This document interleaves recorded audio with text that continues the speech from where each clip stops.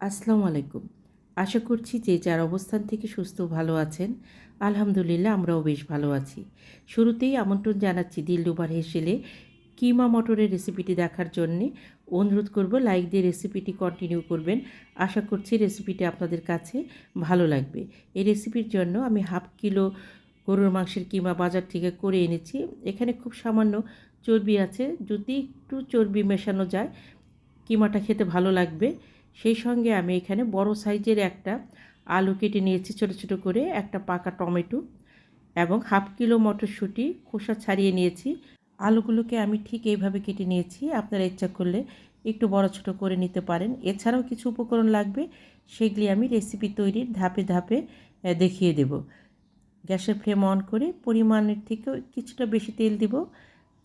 মটরশুঁটি আলু ব্যবহার বেশি করেছি, এই জন্য তেলের পরিমাণটা একটু বেশি দিয়েছি। একটা কালো এলাচ এবং আমি এখানে 6টার মতো সাদা এলাচ নিয়েছি। সবগুলো দিব না, 4টে এলাচ রেখে দিব। ওই 4টে এলাচ আমি আবার পরে ব্যবহার করব। এখানে 1 মুঠো পেঁয়াজ দিব। আমি এখানে আরও পেঁয়াজ ব্যবহার করব, সেটা রান্নার শেষের দিকে।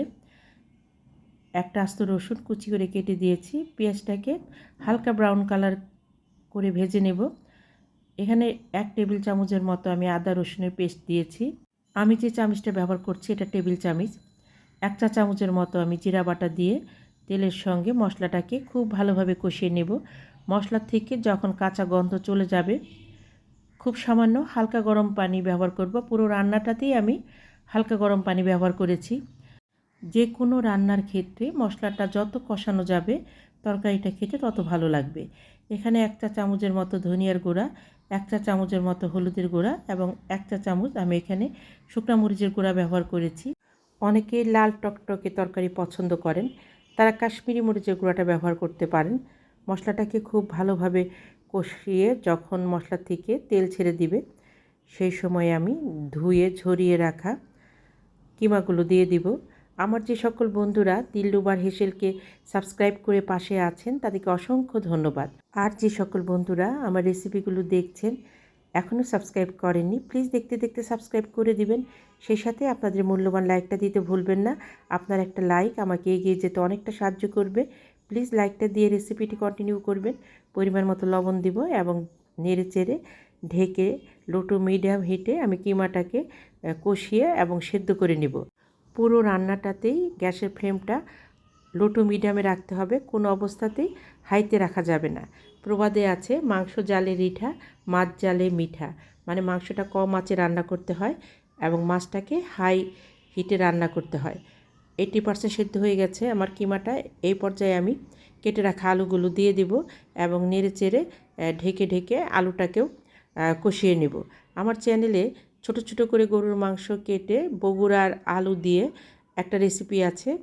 দুটো রেসিপি একরকম মনে হলো, দুটো রেসিপি ভিন্ন, দেখলেই বুঝতে পারবেন। আমি আলুটা কষিয়ে খুব সামান্য পানি দেব, মানে আলুটা সিদ্ধ হতে যতটুকু পানি লাগবে সেই পরিমাণে পানি দিয়ে আমি ঢেকে আলুটাকে সিদ্ধ করে নেব। দেশ দেশের বাইরে দূর দূরান্ত থেকে যে সকল দাদা দিদি ভাই বোন বন্ধু, সেই সাথে আমার সাধারণ দর্শক বন্ধু যারা আছেন আমার রেসিপিগুলো দেখে অনেক সুন্দর সুন্দর কমেন্ট করছেন, আমি তাদের প্রতি ভীষণভাবে কৃতজ্ঞ। প্লিজ এভাবে পাশে থাকবেন। আলুটা দেখিয়ে দিচ্ছি, ঠিক এই রকম সেদ্ধ যখন হয়ে যাবে, 10%-এর মতো বাকি আছে, আমি নেড়ে চেড়ে ধুয়ে ঝরিয়ে রাখা মটরশুঁটি দেব।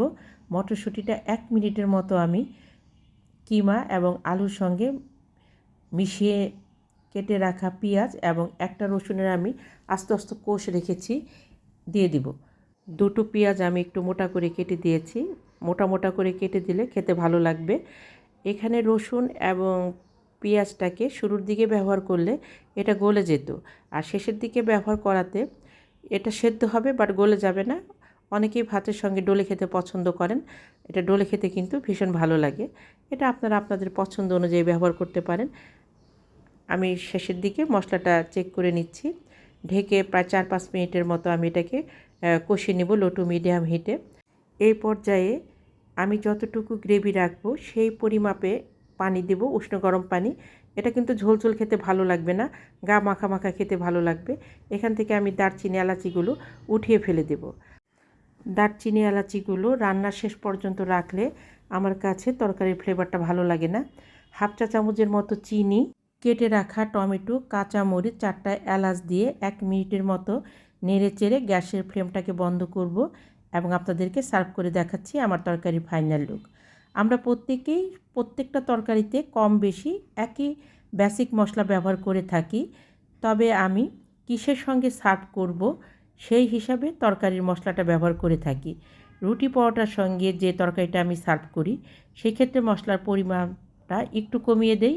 ভাত, পোলাও বা খিচুড়ির সঙ্গে যে তরকারিটা সার্ভ করব সেখানে মশলার পরিমাপটা একটু বাড়িয়ে দিই। তবে ভাতে যে তরকারিটা আমি সার্ভ করব সেখানে মশলার পরিমাপ সবসময়ই বাড়িয়ে দিই। এটা আমি করি, আপনারা আপনাদের পছন্দ অনুযায়ী মশলা ব্যবহার করবেন।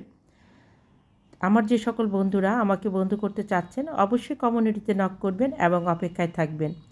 কেমন লেগেছে আমার কিমা মটরের রেসিপিটি কমেন্ট করে অবশ্যই জানাবেন। নিজে ভালো থাকবেন, অন্যকে ভালো রাখবেন।